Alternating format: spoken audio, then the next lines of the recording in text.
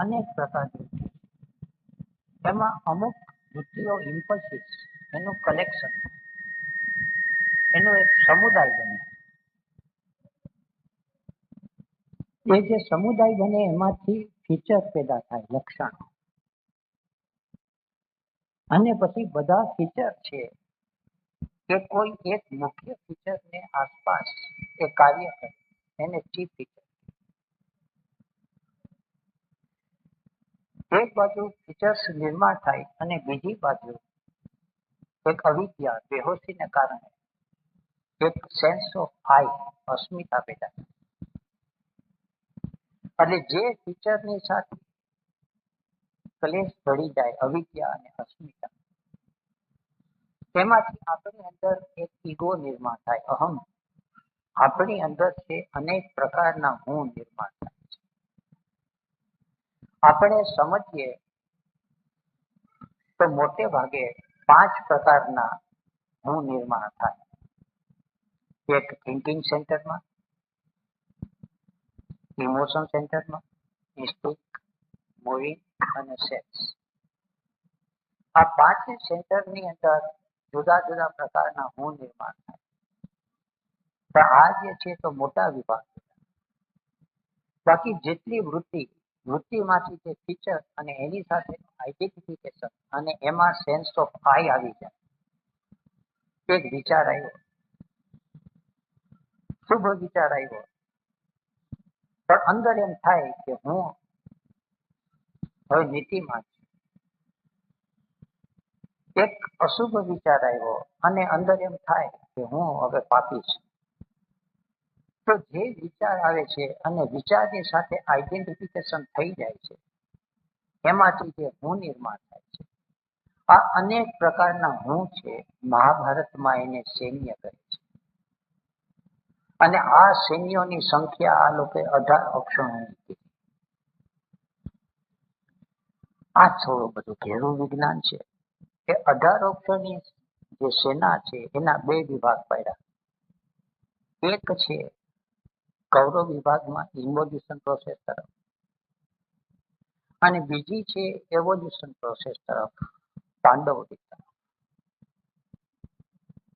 આપણે જ્યાં છીએ હજી આપણે ડિવાઇન ફ્રેગમેન્ટનો સ્પર્શ ન થયો હોય, અનુભવ ન થયો હોય, તો ભગવદ્ ગીતાનો મર્મ છે હજી જીવનમાં પકડાય. હજી આપણને એનો શબ્દાર્થ પકડાય, એનો મર્મ ન પકડાય. અત્યારે આપણા ભીતરની અંદર બેહોશી જો અતિશય વધારે હોય, હું અને મારું એ સિવાય કશું નહીં, તો અંદર હજી ધૃતરાષ્ટ્રનો જન્મ થયો, હજી સંજય નથી, હજી ભાન નથી. બીજી ભૂમિકાની અંદર સંસારના આઘાતો લાગે ત્યારે થોડુંક ભાન આવે, ત્યારે સંજય દ્રષ્ટિએ પ્રગટ થાય. પછી જરા વધારે સંસારની અંદર એ અનુભવમાંથી પસાર થાય, પછી એની અંદર એક જે ભાવ પ્રદેશ છે એની અંદર એક સરળતા આવે, એક સમર્પણનો ભાવ આવે. એને એમ લાગે કે હું કરું અને મારું ધાર્યું છે એ કંઈ થવાનું નથી, કંઈક એવી સત્તા છે. ત્યારે જે સમજાય આવું અંદર હૃદય થવા માંડે. Conscious part of emotion centre પ્રગટ થાય, જેની અંદર ગુરુજીએફ કહે છે મેગ્નેટિક સેન્ટર પ્રગટ થયું. મેગ્નેટિક સેન્ટર પ્રગટ થયું એટલે અર્જુનની દશા અંદર પ્રગટ થઈ. અને પછી એ જ્યારે કૃષ્ણને શરણે જાય, કૃષ્ણના હાથમાં લગામ સોંપી દે. Divine fragment, divine wholeness. પછી અંદર છે ભગવદ્ ગીતાનો જન્મ થાય. અંદર હવે કઈ વખતે શું કરવું એને ધર્મ સૂચવા માટે, જીવને શાંતિ અને સમાધાન મળે ત્યાં સુધી તો જીવ ભટકા કરવાનો. ધૃતરાષ્ટ્ર એ સંજયને વાત કરી. હવે સંજય છે એ જુએ છે ધૃતરાષ્ટ્ર એટલે અવિદ્યા, અને અવિદ્યામાંથી જે જન્મે છે અસ્મિતા, એ દુર્યોધનનું પ્રતીક છે. હવે જે દુર્યોધન છે એ હવે જાય છે.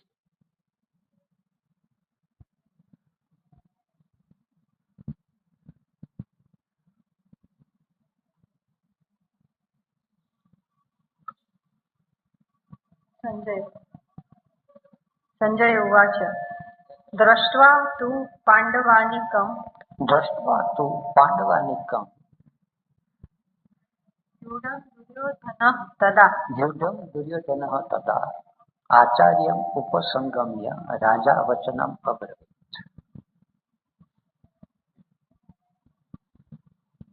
હવે ભીતરની અસ્મિતા છે એને ભાન આવ્યું, એ જુએ છે કે પાંડવોની સેના છે એ સરખી રીતે ગોઠવાયેલી પડે છે. આપણા ભીતરની અંદર ઇમ્પલ્સિવ વૃત્તિઓ ઘણી છે, પણ કઈ વૃત્તિઓ છે એ એવોલ્યુશન પ્રોસેસ તરફ ગતિ કરે છે અને કઈ વૃત્તિઓ છે એ આડેધડ છે. આપણને એનું ભાન છે ખરું? ઘણા પ્રકારની ઈચ્છાઓ થાય. ક્યારેક ઈચ્છાઓ પૈસા કમાવાની થાય, ક્યારેક સેક્સની થાય, ક્યારેક મોજ શોખની થાય, ક્યારેક હરવા ફરવાની થાય, અને પાંચે સેન્ટર છે એમાંથી જાત જાતની ઈચ્છાઓ ઊભી થયા કરે. પણ બધી ઈચ્છાઓ છે એની પછવાડે કઈ આયોજન છે, કોઈ વ્યૂહરચના છે ખરી? અંદર અંદરની ઈચ્છાઓ છે એકબીજાથી વિરુદ્ધ જઈ અને એનર્જી છે ખાઈ જાય. પણ જ્યારે કૃષ્ણની હાજરી હોય, ડિવાઇન ફ્રેગમેન્ટ આપણા ભીતરની અંદર બોધ અને ભાન આવી જાય, પછી ઈચ્છાઓ છે એ વ્યવસ્થિત આયોજિત થઈ જાય. અને એકવાર ઈચ્છા વ્યવસ્થિત અને આયોજન પૂર્વક જો થઈ જાય, જેવી રીતે આપણે કોઈ ફેક્ટરી હોય કે દુકાનની પેઢી હોય, બધો માલ આડોવડો પડ્યો હોય તો ધંધો ખોટમાં જવાનો છે, ગ્રાહક આવશે તોય ચાલ્યો જશે. પણ માલ વ્યવસ્થિત હોય તો કયો ગ્રાહક છે એને કયો માલ દેવો? રસોડામાં જાય અને બધી વસ્તુ રસોડામાં પડી છે પણ આડેધડ પડી છે. રસોઈ કરવી તો તેલ ક્યાં છે, મીઠું ક્યાં છે કે ખાંડ ક્યાં છે એ શોધાશોધમાં સમય નીકળી જાય, ભૂખે મરવાનો વારો આવે. એવી રીતે આપણા ભીતરની અંદર બધી ઉર્જા પડેલી છે, બધી. એક પણ ઉર્જા એવી નથી કે જે આપણને સહયોગ ના આપે, પણ બધી પડી છે અચેતનમાં, અનકોન્શિયસ, અને પડી છે કેઓટિક આડેધડ. એને કોન્શિયસ અને રિથમેટિક જો બનાવવામાં આવે, આપણી ઉર્જા સેક્સ એનર્જી છે આડેધડ પડે છે. ભાવ આપણી અંદર ખૂબ છે, ઇમોશન સેન્ટર છે, પણ ક્યારે ઉભરો આવી જાય ખબર નથી, ક્યારે ક્રોધ આવી જાય, ક્યારે ઈર્ષા જાગી જાય, ક્યારે નેગેટિવિટી આવે ખ્યાલ નથી. આપણી અંદર વિચારની શક્તિ ખૂબ પડી છે, વિચારો છે ઘણા ઘણા ઊંચા પ્રકારના છે, પણ આપણે જયારે જોઈએ ત્યારે વિચાર કામ ન કરે, અને બીજાને જયારે સલાહ દઈએ ત્યારે અદભુત અદભુત વિચારો આપણે પ્રગટ કરીએ. આપણને કામ નથી, બીજાના કામમાં આવે કે ના આવે, અને બીજાને આપણે દેવા જઈએ તો એ ફેંકી દે છે. બહુ અદભુત વિચારો, પણ આ બધી શક્તિઓ થિંકિંગની, ઇમોશનની, સેક્સની, મૂવીની વ્યૂહ રચના એ સરખી ગોઠવાય. જ્યારે દુર્યોધને જોયું કે પાંડવોની સેના છે, પાંડવનો અર્થ જ એ થયો કે હવે અવેરનેસ આવ્યા પછી ગોઠવાયેલી સેના, ડિવાઇન ફ્રેગમેન્ટ ના સારથીપણા નીચે ગોઠવાયેલી સેના. આપણે જે કંઈ ગોઠવીએ છીએ તે બુદ્ધિ કન્ડિશન માઇન્ડ, એટલે કોકે કીધું કે આ મંત્ર બરાબર છે એટલે આપણે એ જપવા માંડીએ. આપણને યોગ્ય છે કે આ ધ્યાનની વિધિ બરાબર છે એટલે આપણે એ ધ્યાનની વિધિ કરીએ. કોઈ કે ભક્તિ માર્ગથી પહોંચી જવાય છે તો ધૂન ભજન કરીએ, કોઈ કે પ્રાણાયામથી જવાય છે તો શ્વાસોશ્વાસની ગતિનું નિયમન કરીએ, પણ અંદર આપણી પોતાની જે સંભાવના પડી છે, એસેન્શિયલ સેલ્ફ છે, આપણા ભીતરમાં ડિવાઇન ફ્રેગમેન્ટ ચિદ અંશ પડેલો છે. શ્રી કાવડિયાજી છે કે ઇનર ગુરુદેવ, આપણા ભીતરમાં જ એ સત્તા પડેલી છે. એને આપણે પૂછતા નથી, આપણે બધું બહાર પૂછીએ છીએ. અને જો શાંત થઈ અને એકવાર એનું અનુસંધાન થાય તો આપણને એ પૂરેપૂરું ગાઈડન્સ આપે છે. પણ મુશ્કેલી એ છે કે એ અવાજ છે એ શ્રી કૃષ્ણનો છે કે એ અવાજ ધૃતરાષ્ટ્રનો છે કે દુર્યોધનનો છે, નક્કી કોણ કરે? કૃષ્ણનું ગાઈડન્સ હશે તો ક્યારેય પણ ઉપાધિ નહીં થાય, સમાધાન મળશે, શાંતિ મળશે. અને દુર્યોધન કે ધૃતરાષ્ટ્રનું ગાઈડન્સ હશે તો હંમેશા માર ખાવાનો વખત આવે. ભગવદ્ ગીતાની અંદર બે છેડા મૂક્યા છે. એક છે ધૃતરાષ્ટ્રનો, અવિદ્યાથી પૂરેપૂરું ઘેરાયેલ બિંગ, અને બીજો છે સંપૂર્ણ અવિદ્યાથી મુક્ત શ્રી કૃષ્ણ. અને વચમાં છે એ જબરજસ્ત યાત્રા છે, સંજય, અર્જુન અને કૃષ્ણ. આ આખી યાત્રા છે એની અંદર કયા કયા પરિબળો ભાગ ભજવે છે, કઈ રીતે ભાગ ભજવે છે, એનું બહુ રોચક વર્ણન મહાભારતમાં આપેલું છે. દુર્યોધન દ્રોણની પાસે જાય છે. મહાભારતના ઉદાસ પાત્રો છે, ભીષ્મ છે અને દ્રોણ છે. પણ ભીષ્મ અને દ્રોણ અતિ ઉચ્ચ પાત્ર હોવા છતાં એ છે દુર્યોધન અને ધૃતરાષ્ટ્રના પક્ષમાં. હવે આ છે આપણી અંદર એક મુશ્કેલી પડે કે આપણે આપણા ભીતરમાં કયું તત્વ છે કે જે શ્રી કૃષ્ણના પક્ષમાં છે અને એને શરણે જાય છે, અને કયું તત્વ છે કે જે કન્ડિશન આઈ અને ઈગોના પક્ષમાં છે. આપણને ભાન નથી રહેતું કે ક્યારે આપણની અંદરનો અહમ છે, કન્ડિશન આઈ છે, એ સત્ય ઉપર કબજો જમાવી લે છે. આપણે કઈ છે, જો આપણને જો થોડો ખ્યાલ આવે તો આપણી વાણીની અંદર પણ એ પ્રભાવ વર્તાઈ જાય. બીજાને તો ખબર પડે, આપણને ખબર પડે કે જ્યારે વાણીની સેજ તીખાશ આવી જાય, સેજ આકરાપણું આવી જાય, સેજ એગ્રેસિવનેસ આવી જાય, સંકલ્પની અંદર સેજ પેશનેટ આવી જાય, સેજ જુસ્સો આવી જાય, ત્યારે સમજવું કે આના ભીતરની અંદર દૈવી સત્તા નથી, એક આસુરી સત્તા છે. પણ જુસ્સો શું છે? કારણ કે જુસ્સો અને હિંમત આ બે વસ્તુ અલગ અલગ. હિંમત છે એક શાંત છે, એની અંદર લડવાની શક્તિ પૂરી છે, પણ આક્રમણ છે એ નહીવત છે. ત્યારે જુસ્સો આવે છે ત્યારે બને છે એગ્રેસિવ, આક્રમક બને છે, અને દેખાય છે કે હિંમતનું સ્વરૂપ ધારણ કરે.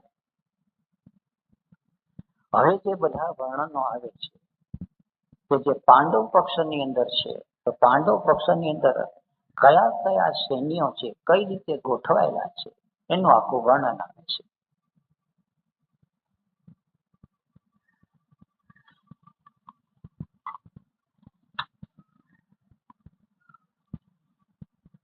દ્રષ્ટ્વા તુ પાંડવાનિકં યુઢમ દુર્યોધનઃ તદા આચાર્યમ ઉપસંગમ્ય રાજા વચનમ અબ્રવીત. આચાર્ય એટલે દ્રોણ, કૌરવની સેનાનું આધિપત્ય દ્રોણે સ્વીકારે. પણ શરૂઆતની અંદર સેનાપતિ કોને નિમે છે, પછી સેનાપતિ કોણ થાય છે, એ બહુ અદ્ભુત વર્ણન છે. અને પાંડવોની અંદર કઈ રીતે ગોઠવાય છે, આ બધું જે વર્ણન છે એ સાધના અવસ્થાની જુદી જુદી ભૂમિકા ઉપરના વર્ણનો છે. પશ્યેતામ પાંડુપુત્રાણામ આચાર્ય મહતીમ ચમું વ્યુઢામ દ્રુપદપુત્રેણ તવ શિષ્યેણ ધીમતા. હે આચાર્ય, આપના બુદ્ધિમાન શિષ્ય દ્રુપદ રાજાના પુત્ર દૃષ્ટદ્યુમ્ને વ્યૂહાકારમાં ગોઠવેલી પાંડવોની આ મોટી સેના જુઓ. પાંડવોની સેના જે ગોઠવે છે એ દૃષ્ટદ્યુમ્ન. દૃષ્ટદ્યુમ્ન છે એ દ્રોણનો શિષ્ય છે, પણ દૃષ્ટદ્યુમ્ન છે એ દ્રુપદનો પુત્ર અને દ્રૌપદીનો ભાઈ. દૃષ્ટદ્યુમ્ન યજ્ઞકુંડમાંથી ઉત્પન્ન થયેલો છે. ગુજ્ય છે ને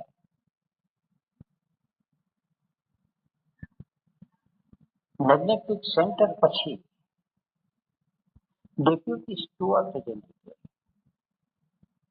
ડેપ્યુટી સ્ટુઅર્ટ એટલે આપણા ભીતરમાં દરેક સેન્ટર્સમાં રહેલી જુદી જુદી જે કોન્ટ્રાડિક્ટરી વૃત્તિઓ છે એ હવે કોમ્પ્લિમેન્ટરી થવા માંડે છે.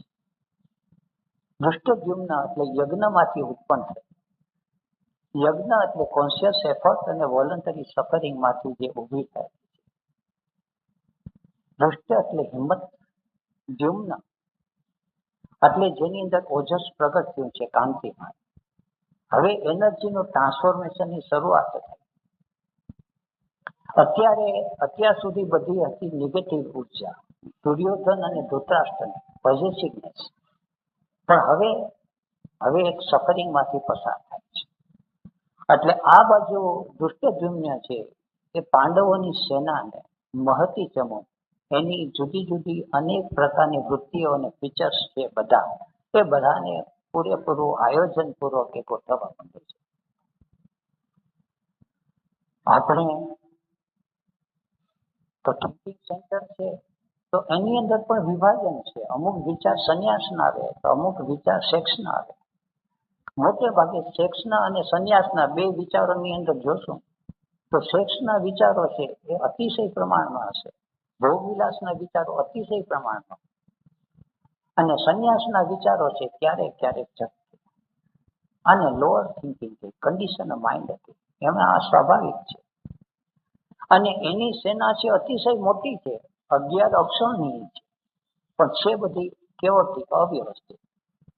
પણ કેઓટિક કયા સંદર્ભની અંદર કે એની પછાડે અવેરનેસ નથી. કન્ડિશન માઇન્ડથી ગોઠવે છે, આયોજન કરે છે પૂરેપૂરું. આપણે જયારે સંસાર વ્યવહાર કરીએ છીએ ત્યારે આયોજન કરીએ છીએ, કેટલા કમાવા, ક્યાં ક્યાં બેંક બેલેન્સ કરવું, સગાવાલાને કેટલું ગોઠવી દેવું, અથવા તો આશ્રમની અંદર આવીએ તો આશ્રમની વ્યવસ્થા કઈ રીતે કરવી, ક્યાં કઈ રીતે ગોઠવી દેવું, ક્યાં પ્લાનિંગ કરવા. પણ આ બધું કરીએ છીએ કન્ડિશન માઇન્ડ. ડિવાઇન ફ્રેગમેન્ટ અસ્તિત્વને શું મંજૂર છે એનું આપણને ભાન નથી.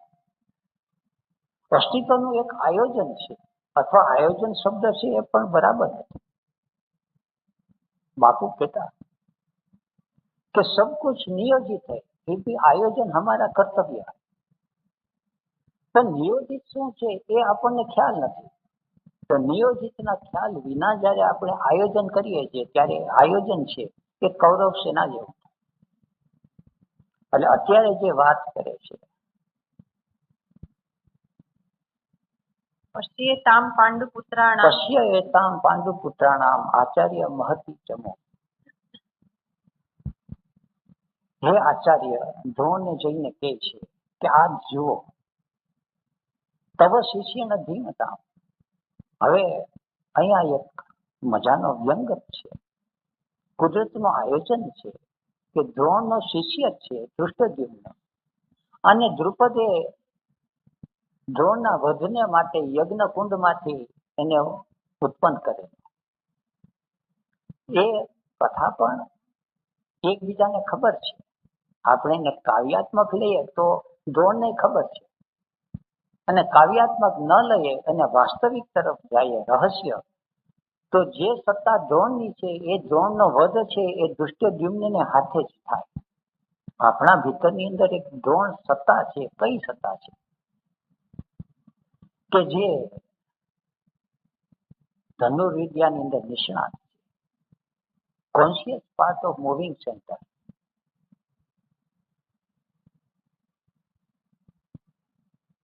જેને એક અમુક લક્ષ્ય છે, પણ એની સાથે આઈ જોડાઈ ગયો છે. આપણે ત્યાં આપણા દરેકની અંદર એક કારીગર વસી રહ્યો છે, પણ દરેક કારીગરનો પોતાનો એક અહમ હોય. આ કારીગરી આવી છે એ પરમાત્માથી આવી છે એવું નથી થતું, કારણ કે મૂવિંગ અને ઇન્સ્ટિંક્ટ પાર્ટ છે એ પશુમાંથી આવેલા છે.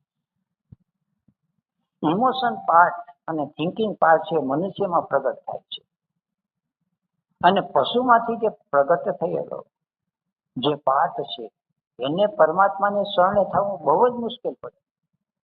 ભાગ્યે કોઈ સંગીતકાર કે કોઈ કલાકાર એ પરમાત્માને શરણે થાય. એનો અહંકાર છે એ એટલો બધો પાવરફુલ હોય, પણ એનો વધ થાય દુષ્ટદ્યુમ્નને હાથે છે. આ એક બહુ ગહેરી કથા છે, પણ દુષ્ટદ્યુમ્ન પ્રગટે છે તો તૈયાર થાય છે દ્રોણ થકી. એ દ્રોણનો શિષ્ય છે, અને દ્રોણનો શિષ્ય છે જે ડેપ્યુટી સ્ટુઅર્ટ, જેને પોતાની અંદરની જે વૃત્તિઓ છે એને વ્યવસ્થિત ગોઠવી દીધેલી છે.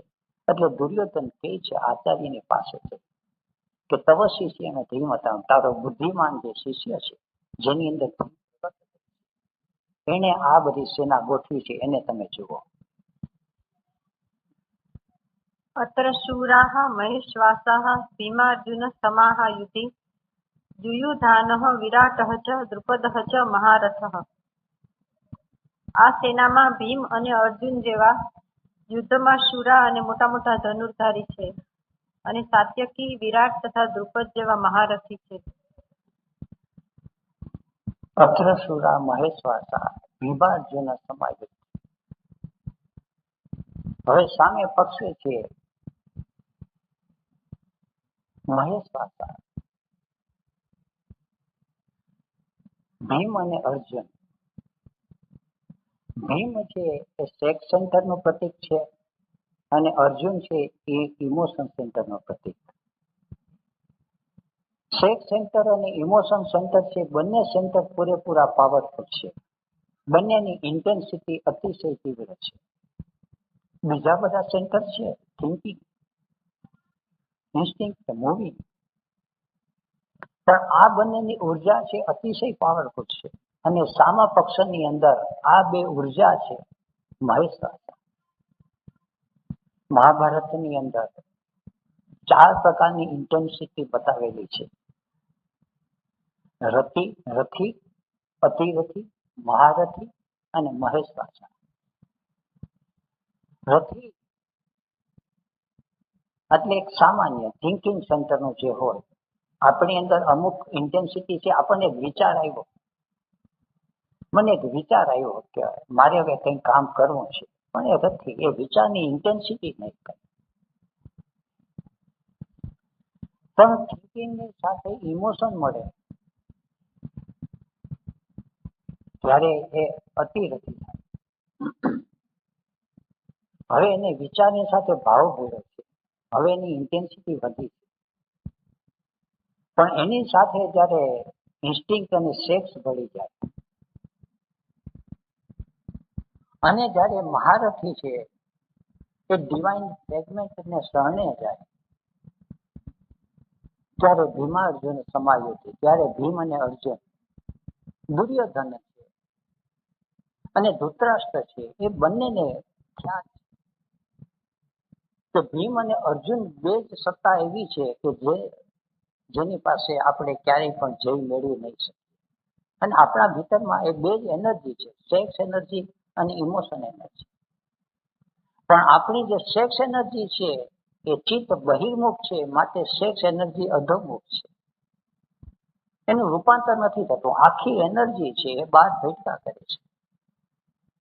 જો એટેન્શન અંતર્મુખ થાય તો સબ્લિમેશન ઓફ સેક્સ, તો કામ ઉર્જા છે એ ઉપર ચડે. એ બધા યોગના, તંત્રના એ બધા વિષયો છે.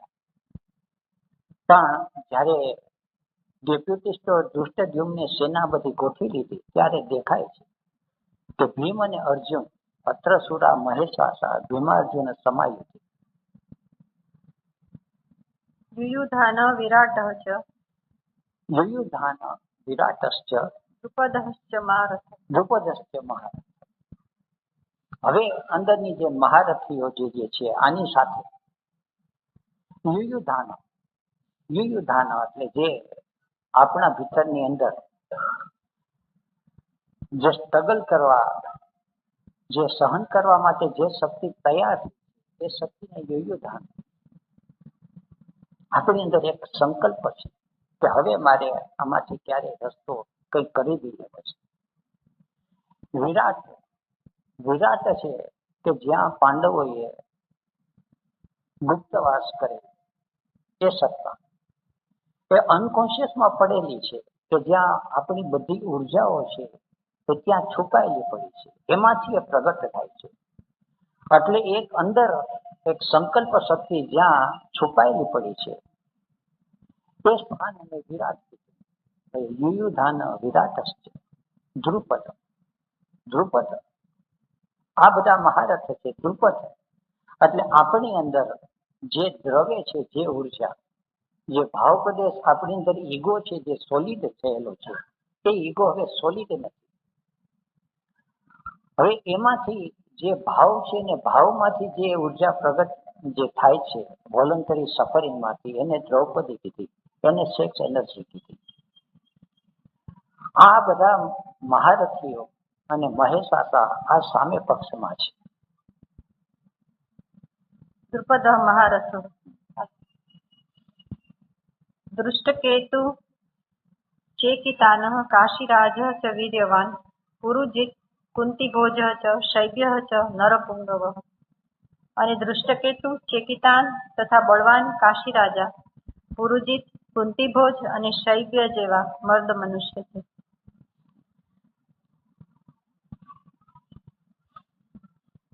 હવે હાયર ઇમોશન સેન્ટર અને સબ્લિમેટેડ સેક્સ જ્યારે થાય છે ત્યારે અંદર જે જુદી જુદી પ્રકારની ઉર્જાઓ પ્રગટ થાય છે તે બધી ઉર્જાઓના તે કાવ્યાત્મક રીતે વ્યાસજી આ બધા મૂકેલા છે.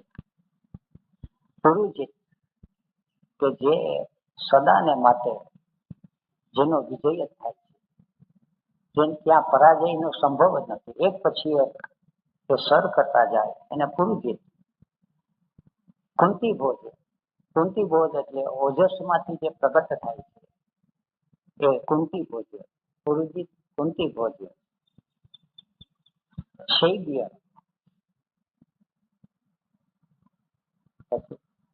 શૈબ્ય ચ નરપુંગવઃ.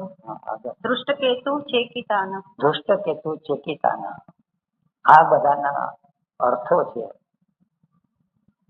ભીતર જે એક એક અનુભવો જે થતા હોય છે એના બધાના કાવ્યાત્મક નામ છે અને એના બધા વર્ણનો છે. એને કઈ રીતે પ્રગટ થાય છે, ક્યાંથી પ્રગટ થાય છે, કોની સાથે લડે છે, આ બધા અદ્ભુત વર્ણનો છે. તે અત્યારે આપણો વિષય નથી. યુધામન્યુઃ ચ વિક્રાંતઃ ઉત્તમૌજાઃ ચ વીર્યવાન સૌભદ્રઃ દ્રૌપદેયાઃ ચ સર્વે એવ મહારથાઃ. અને પરાક્રમી યુધામન્યુ તથા બળવાન ઉત્તમૌજા, અભિમન્યુ અને દ્રૌપદીના પુત્રો એ બધા જ મહારથીઓ છે.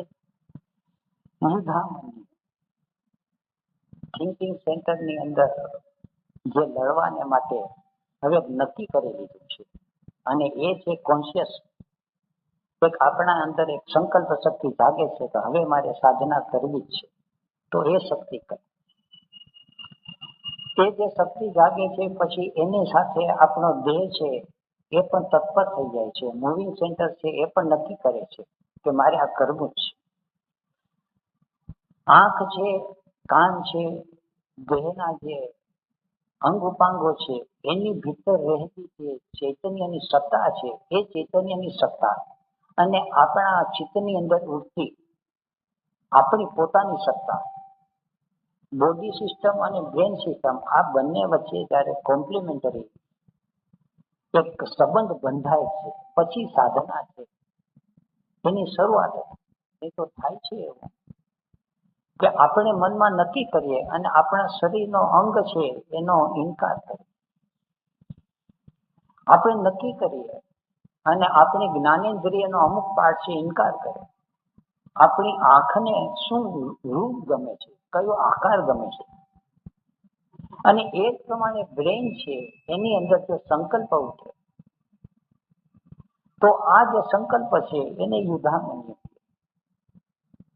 યુદ્ધામન્યુ છે વિક્રાંત વિક્રાંત. ઉત્તમ ઔજા છે વીર્યવાન. ઉત્તમ ઊર્જા છે વીર્યવાન.